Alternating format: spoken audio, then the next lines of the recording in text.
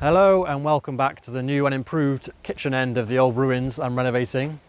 If you're watching this, you've probably already seen the video I did showing building what is behind me over several months, but if not, then check out the link in the video. But today I'm going to give a bit more of a tour, talk about what I did in some more detail, I guess, and show you what I've done, and also talk about my plans for renovating the rest of it, in terms of what I've got planned for the different sections, different corners of the building, because a lot of it needs a lot more work. As you can see behind me, it's pretty bad condition. And I welcome your thoughts, any ideas, any feedback in terms of what you might do with the place, for example. You might have other ideas in terms of features or things I could do. But first, let me give you my vision for the place and how I hope to transform this whole space, as well as showing you what I've done already. So this is the side wall I built up to about waist height. I did consider making it taller to begin with, but I decided it was quite a good space built to sit on because this whole area is not that big. And although eventually I'm going to have a table and chairs in the middle, I wanted to be able to have this as a kind of I suppose an additional seating area. And I did also include this little window space here in the middle, mostly because it's a lower place to be able to stand up on and then jump out of going in this direction. Although there is a doorway, which is right by where the camera is, I'm so lazy that I wanted to be able to, I suppose, jump out that direction to be able to get to the shed, which is that way. And this back wall behind the barbecue area, I kept deliberately low, which I think I said in the first video, because I wanted to be able to see out over it. I didn't want to make it this high. The barbecue pit itself is a pretty simple construction. I just bought these two grills online and measured the space so they fit. And then there's effectively a trough made of this heat-proof material in the middle. Underneath, protecting the paintwork here, because the paint is not, in fact, the paint that I painted the cast iron with is not heat resistant at all, but it's protected by this heat-proof material, and the heat-proof material is on the base as well, and at the back, which is what the grills are resting on. And then there are all I'm going to do is have a couple of fire bricks there. This trough is then filled with charcoal, and then once it's cooled down, you simply remove those and then sweep all the charcoal, or the ash essentially, into here once it's cooled down. And the only addition I need to make here is I'm going to get a little ashtray, effectively, a rectangular metal ashtray. It's going to fit in that little space there, so it can then be swept into at the end. But it's a pretty simple idea. It's not height adjustable or anything, it's quite basic. And that is my main concern. A possible adjustment to this is I'm not sure if the grills are the right height. I did measure them and look online in terms of what was the recommended height from the base to the grill for using a charcoal barbecue, but I think I'm concerned that's a bit too high. So I might raise up the height of this here, raise this base another inch or so, but we'll see. And then either side of the barbecue, the actual grill, I've got these two surface areas, two stones, this column here, which essentially is for storing your drink, because I'm right-handed, so when you're grilling you can rest a drink there. And again, the other side, I just used this stone really to cover up the top of the cast iron, or the old range, which I painted. And I'm currently using what was the oven space of the range, just as a storage space for some wood. I considered having more of a wood store, putting a wood store possibly to this side here, but I decided against it in the end, because when I actually use this, when I use either the fireplace or barbecue or the pizza oven, I'll just bring a wheelbarrow of wood round. And the finish of this I'm reasonably happy with. I did want to use an oil of some kind, but it just isn't weather resistant enough. So I used this outdoor paint, and it is holding quite well, and it's not too shiny. That was my concern. I didn't want it to be a satin finish, and it looks quite good, I think, in the end. So I'm quite happy with that. So that area is effectively complete. I might make some minor adjustments, but it's really done. The pizza oven is also complete. You can see the kind of clear delineation between the new and the old stonework here across the middle. And I'm going to do another video about the pizza oven in terms of how I built it, as kind of a how-to guide, I guess. But yeah, I'm pretty happy with it. The stonework is a bit of an odd combination between a mosaic style, you can see at the top, and then I suppose a kind of a honeycomb styling at the bottom.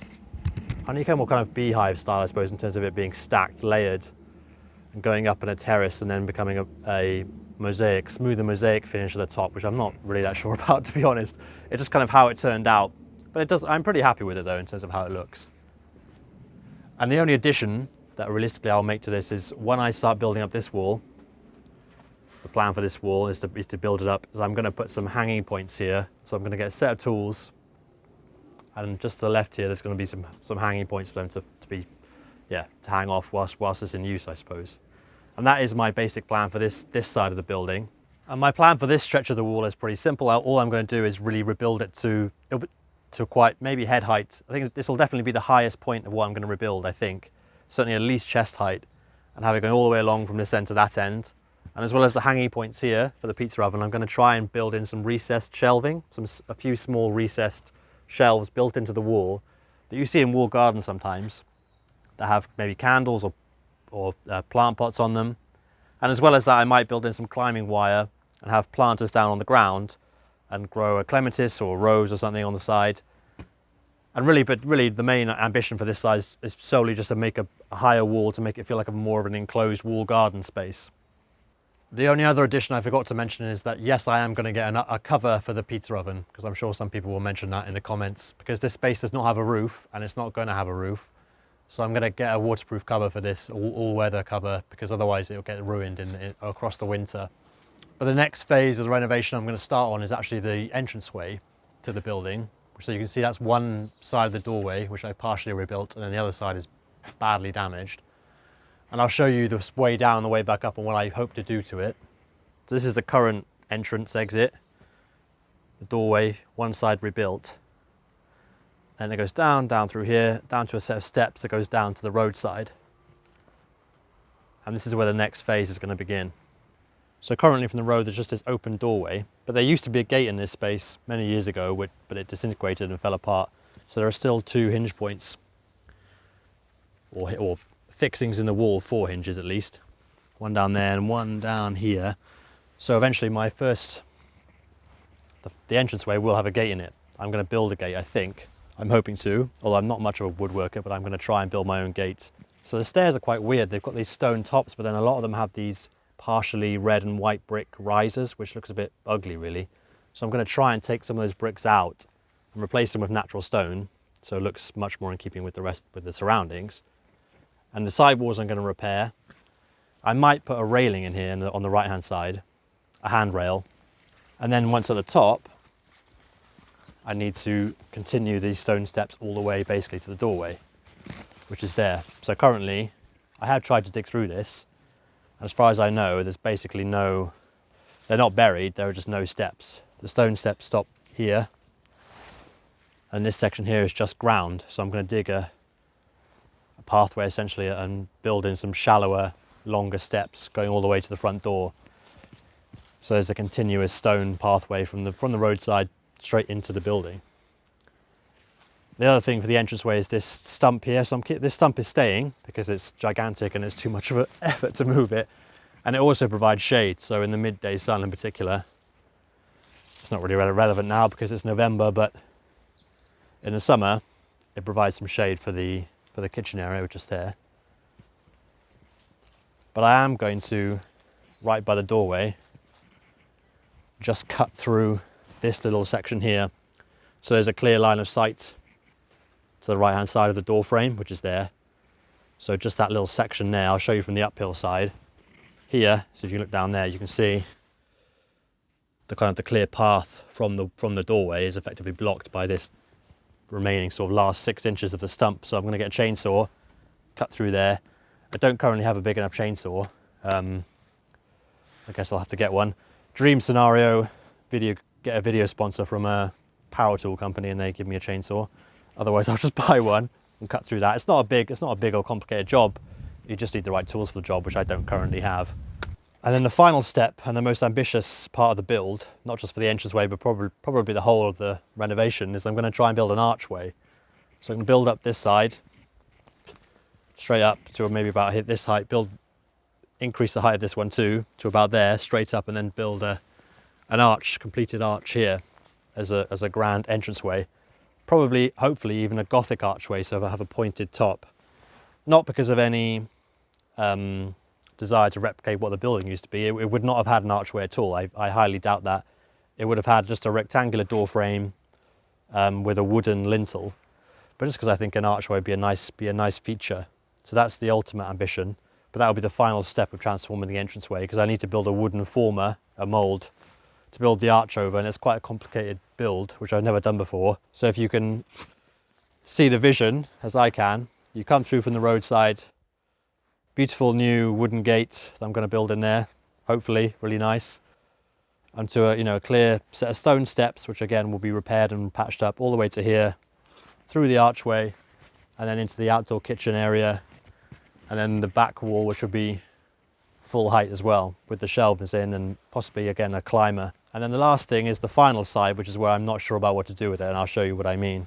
So the final side of the footprint of the building, which is the opposite end to the kitchen essentially, is where there's, well, beyond which there's currently still an active dig site, which I've not abandoned. That is still ongoing. It's just been paused because I was completing the pizza oven. But the real issue is because I still don't yet know precisely what is beyond this wall to inform what I might do with it. Because my original hope, which I think I've mentioned in previous videos, was that it might be more of a continuation of this same, well, just another building effectively quite similar to this, with a floor and so on, with a flagstone floor, in which case my possible hope was maybe even to break through this wall and create a continuous kind of walkway, make a doorway in this, but that remains to be seen as to what's over this other side. So the side wall to the left will be built up to head height. That end is complete. This end is also going, this right hand side is also going to get built up with the archway in the middle, and then I'm hoping to have an extended patio area out front here.